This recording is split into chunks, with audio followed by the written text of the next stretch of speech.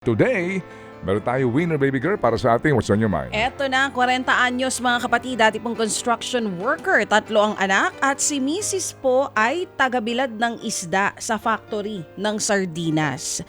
Ayan, kausapin po natin si Kuya Intoy Bernaldo. Good morning Kuya Intoy. Hello po, good morning po. Magandang umaga Kuya Intoy. Gandang umaga din po, ma'am. Oo, sa Facebook daw po kayo nakatutok sa amin.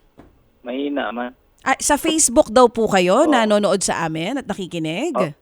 Opo, mahina, ma'am. Mahina po ang dating. Sige, paayos po natin ang linya. Hindi ako masyadong marinig ni Kuya Intoy.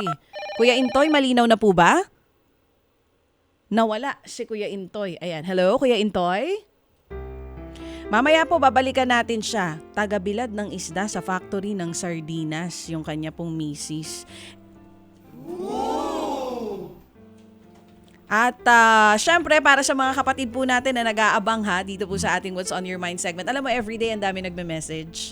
Nadadaanan ko pa minsan-minsan yung mga mensahe na binabasa nitong sina Bea at Ed bago i-forward dito kina Seth.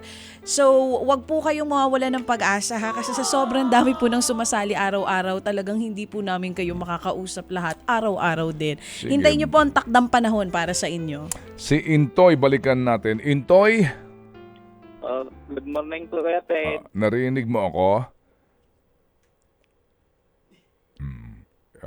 Intoy, Good morning po, Kuya Ted. narinig mo ako? Opo, medyo mahina kay sira-sira kasi ng speaker nito, Kuya Ted. Okay, ganito ha. Kasi hindi tayo pwedeng paputol-putol no, sa ating pag-uusap. Bakit ka sa Facebook? Wala kayong radyo o anumang TV? Wala po kaming TV po. Mabuti meron kang internet. Oo, kasi may estudyante ako, Sir Ted, sa kailangan kasi ng Wi-Fi. Wi-Fi? Saan ka nagkakabit ng Wi-Fi? Dito sa mayroon ang buwan hati-hati kami. Diyan sa barangay ninyo? Opo. Okay, sige. So, ano ang ating kahapon nanood ka sa Facebook? Opo. Oo. Ano ang napag-aralan kahapon? Yung verse kahapon? Yes, Intoy.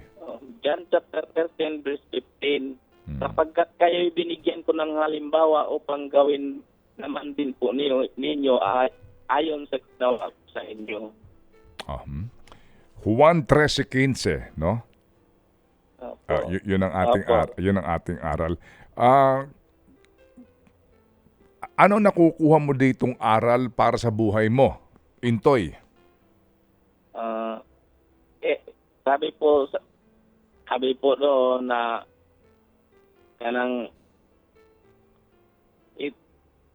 ang Panginoong Hesus siya po ang leader, magandang leader, hindi po siya, sabi nga ni Simon Pedro, wag po pugasan ng aking mga paa.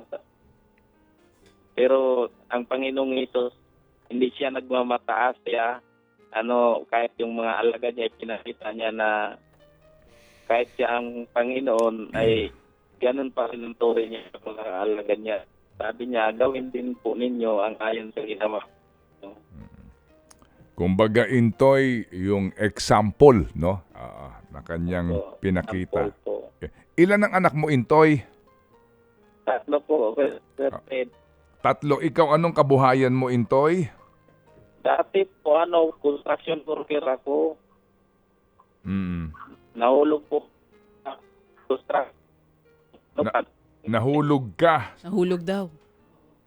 Oo. Tapos, nung nahulog ka, paano ngayon? Anong nangyari? Ano ang nagperwisyo sa katawan mo? Nako, may problema tayo dito. Naputol. Sige, ganito. Seth, pakiayos muna yan ha, kasi hindi tayo pwede magputol-putol. Kay Brad Jeff kanina, putol-putol na. Tapos dito, putol-putol ulit, no? Baka maputol-putol ang biyaya na tinatanggap natin. Oo, sige. Ito na muna. Kapag ganito naman, ito, nakakairita. Oo. No, na serbisyo po ng ating mga telcos na ito. Mawalang galang lang po sa kanila. Alright, kami po lamang ay may mga importanteng paalaala sa ating pagbabalik. Susubukan natin balikan si Intoy. Pag may problema ho talaga yung kanyang lokasyon doon o linya, baka gumawa tayo ng kaparaanan. Ted Filon at DJ Chacha. Ngayon, nasa Radyo 5, 92.3 News FM. Monday to Friday, 6 to 10 a.m.